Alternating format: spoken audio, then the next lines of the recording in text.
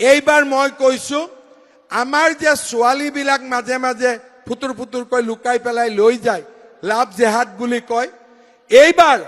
যদি কোনবাই লাভ জেহাদ কৰে ঠেং ভাঙিমে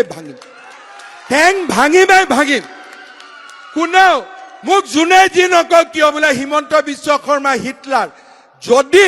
মোৰ ছোৱালী ভাগিনক বচাবৰ কাৰণে হিটলাৰো হ'ব লাগে হ'ব লাগিব না নালাগিব আমি অসমীয়া মানুহবিলাকক বাংলাদেশী মিয়াবিলাকে নৰম বুলি ভাবি থকা কাৰণে আজি আমাৰ 50 লাখ বিঘা মাটি তেওঁলোকে আজি দখল কৰি ৰাখিছে আমাৰ 1 বিঘা মাটি নাই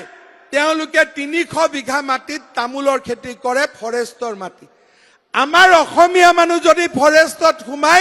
আমাক খেদি ভাঙি পঠাই দিব কিন্তু বাংলাদেশী মিয়া গলে কোনো আপত্তি নাই সেই কাৰণে ৰাইজ এয়া বিকাশৰ সংগ্ৰাম এয়া জাতিৰ পৰিচয়ৰ সংগ্ৰাম সেই কাৰণে সকলো এটা কথা মনত ৰাখিব আমি অসমীয়া হিচাপে জীয়াই থাকিবই লাগিব আমাৰ জাতি মাটি ভেটি আমি ৰক্ষা কৰিবই লাগিব আৰু আমি বিশ্বৰ বুকুত এটা সাহসী জাতি হিচাপে থিয় হৈ থাকিব লাগিব এইবাৰ মই কৈছো আমাৰ যে ছোৱালীবিলাক মাজে মাজে ফুটুৰ ফুটুৰকৈ লুকাই পেলাই লৈ যায় লাভ জেহাদ বুলি কয় এইবাৰ যদি কোনবাই লাভ জেহাদ কৰে ঠেং ভাঙিমে ভাঙিম কোনেও মোক যোনে যি নকয় কিয় বোলে হিমন্ত বিশ্ব শৰ্মা হিটলাৰ যদি মোৰ ছোৱালী ভাগিনক বচাবৰ কাৰণে হিটলাৰো হ'ব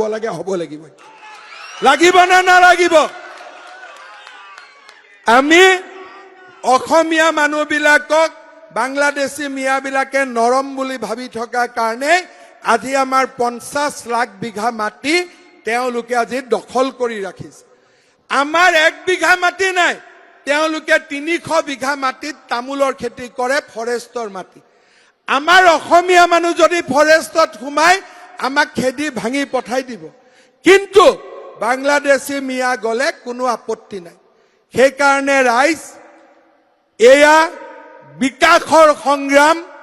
এয়া জাতিৰ পৰিচয়ৰ সংগ্ৰাম সেই কাৰণে সকলো এটা কথা মনত ৰাখিব আমি অসমীয়া হিচাপে জীয়াই থাকিবই লাগিব আমাৰ জাতি মাটি ভেটি আমি ৰক্ষা কৰিবই লাগিব আৰু আমি বিশ্বৰ বুকুত এটা সাহসী জাতি হিচাপে